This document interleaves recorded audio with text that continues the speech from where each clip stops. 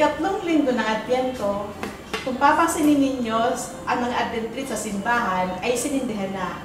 Ang kandila, ito ay kulay rosas, tulad ng kasuotan ng mga kaparian sa misa ngayong araw, bilang simbolo ng kagalakan, sapagkat ngayong linggo ay ating ipinagdiriwang ang Gaudete Sunday o Linggo ng Kagalakan. Ang salitang Gaudete ay Latin word na ibig sabihin ay rejoice, magalak.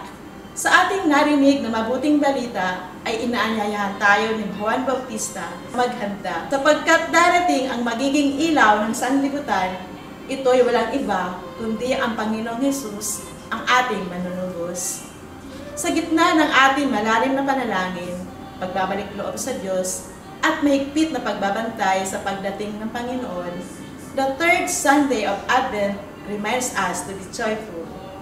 Tayo ay magsaya at magalak, sapagkat nalalapit na ang pagsilang ng ating tagapagligtas. Isang dalagay maglilihi, at sa kanyang sinapupunan ay isisilang ang ating manunubos. Sinugo ng Diyos si Juan Bautista upang siyang maging tagapaghanda ng daraanan ni Jesus. Ipinakita niya kung paano ihanda ang sarili nang sabihin niya na hindi siya ang Mesiyas at hindi siya karapat-dapat magkalagman lamang ng tali ng panyapak ng Panginoon. Ito'y pagsasabuhay ng isang tunay na lingkod, hindi mayabang at may kababaang loob. Sa kabila ng hirap ng kanyang gawain, ay buong puso niyang ginampanan ang handa ang mga tao sa pagdating ng manunubos. Ipinapaalala sa atin na maging buhay na saksi din tayo ni Jesus sa parang araw-araw nating buhay. Ngayong Gaudete Sunday, kahit na mahirap ang buhay, magalak. Kahit nakakaranas ka ng paghihirap, pag-uusig, magalak. Sapagkat darating ang manunubos, ang pagdating ni Jesus ay magandang balita para sa atin, na hatid ay kaligtasan. Tandaan natin na si Jesus ang kagalakan ng Pasko, na siyang dahilan ng ating pagiging masaya sa panahon ng Kapaskuhan.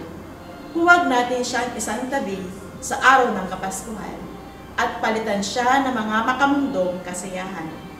Jesus is the reason for this season.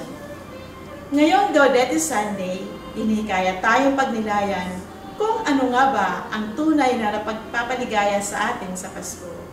Ilang araw na lang at Pasko na. Panahon na upang bigyan mo naman ng pansin ang manunubos na nagpapaalala sa atin na sa kanya lamang makakamit ang tunay na kaligayahan, kagalakan. Sabi nga ni Pope Francis, Christian joy, like hope, is founded on God's fidelity, on the certainty that He always keeps His promises. Si Kristo ang dahilan ng Pasko.